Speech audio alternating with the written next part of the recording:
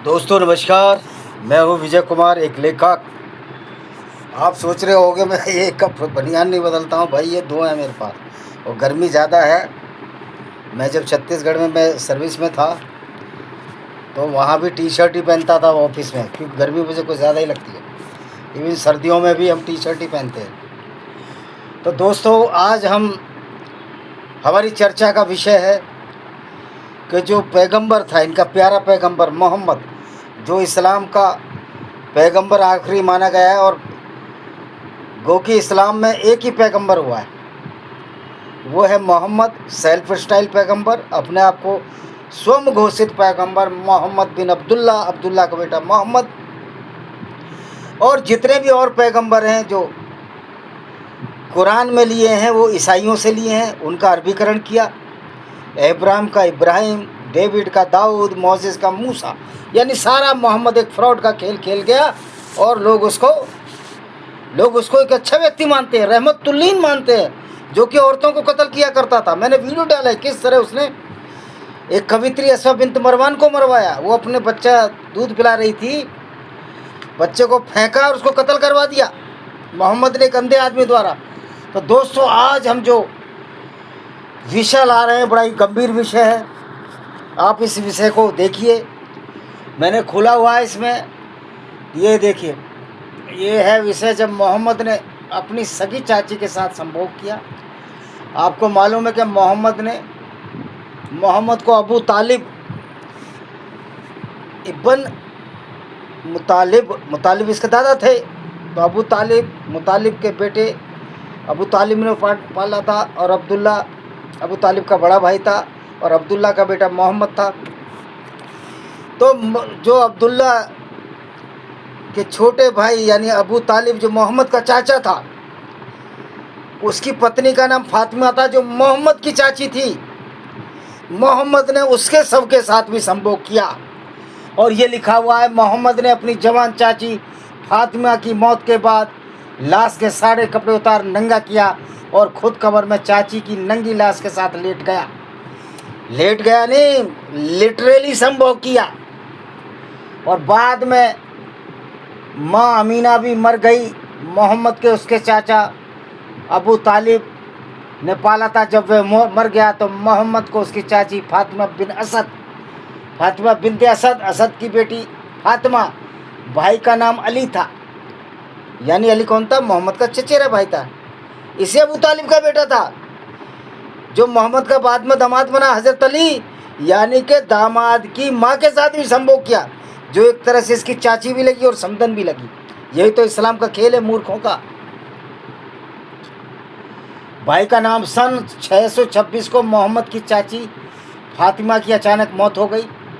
और जब लोग उसकी लाश को दफनाने चुके तो मोहम्मद ने अपनी जवान चाची को बरजक के बोझ से बचने के लिए, बरजक मतलब क्योंकि इसकी चाची ने इस्लाम कबूल नहीं किया था, और मोहम्मद का ये अकीदा था, मोहम्मद का एक विश्वास था, वो पागल मूर्ख तो था ही, कि वो क्योंकि मुसलमान नहीं है और मैं पैगंबर हूँ,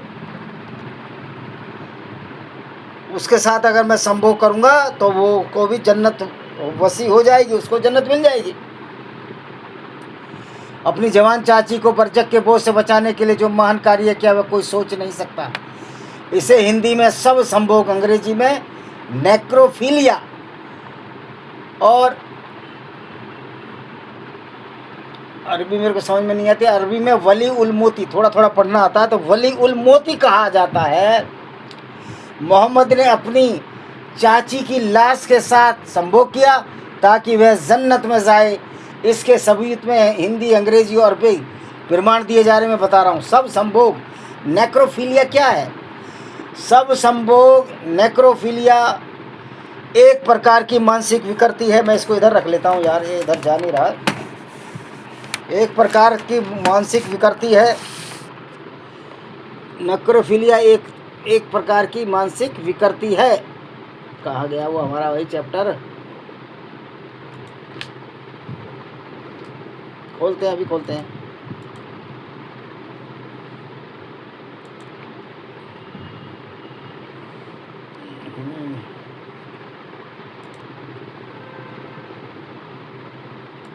जरा सा बटन दबाया तो इधर से उधर हो जाता मामला सारा।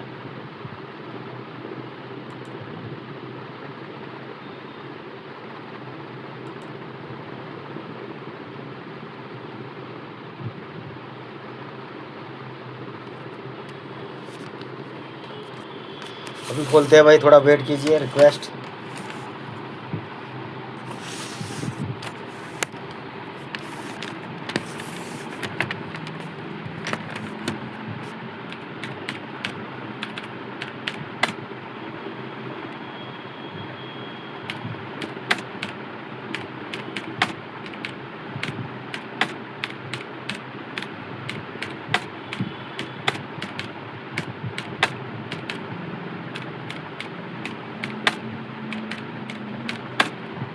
ये था इनका पैगंबर जिसपे रहमत आलीन।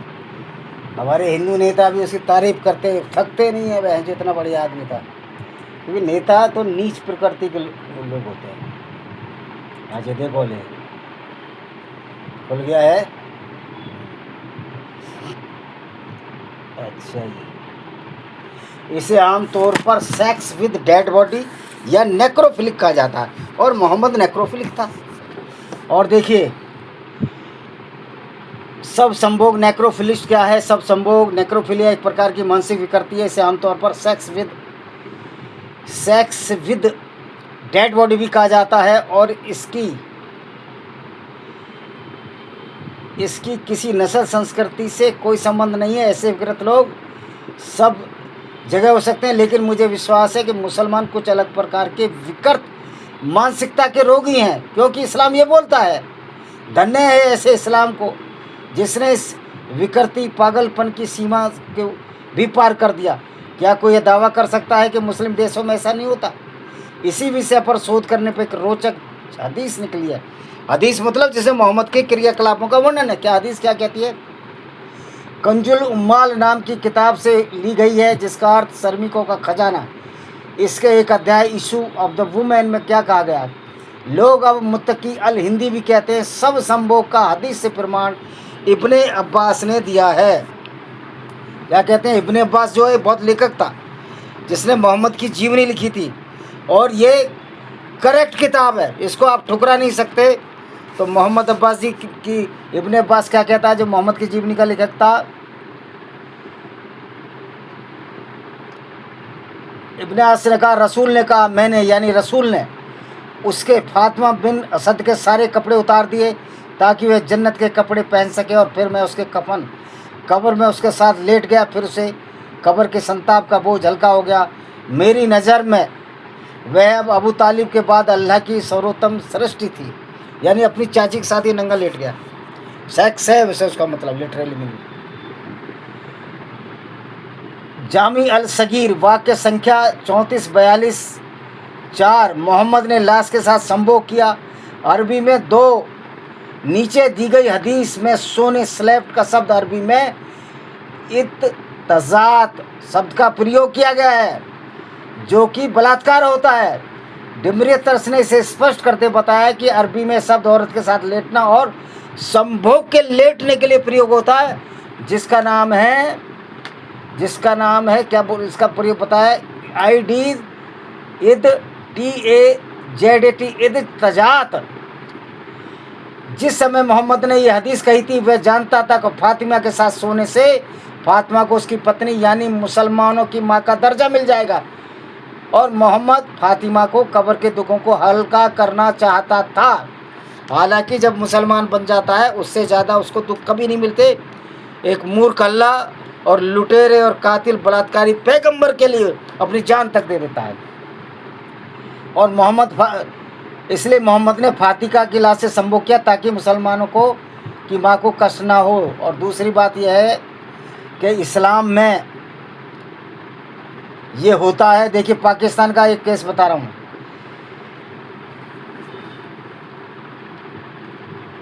पाकिस्तान में अहमदियों के कब्रिस्तान के चारों ओर दीवार खड़ी कर बंदूकधारी तैनात रहते हैं, और पाकिस्तान के सभी कब्रिस्तानों में जब किसी युवा लड़की के शव को दफनाया जाता तो परिवार वाले कई सप्ताह तक पहरा देता ताकि शव को निकाल कर उसके साथ कोई दुष्कर्म ना कर सके, क्योंकि इस्लाम की नज़र में तो दुष्कर्म ही नहीं है, ये तो जायज़ है इस्लाम में।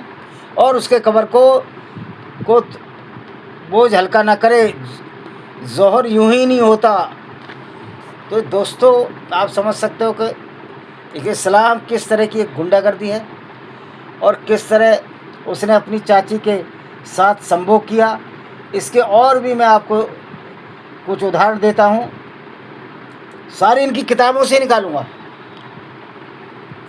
विषम में देखिए, मौसी के साथ कुकरम, मोहम्मद साहब की हवस की शिकार होने वाली पहली औरत का नाम खौला बिन्त हकीम अल सलमिया था और उसके पति का नाम उस्मान बिन मजूम था। खौला मोहम्मद साहब की माँ की बहन यानी उनकी सगी मौसी थी। इसको मोहम्मद साहब ने अपना सहाबी बना लिया था, यानी कि उसको इस्लाम में लिया ही, दोस्त बना लिया इसको।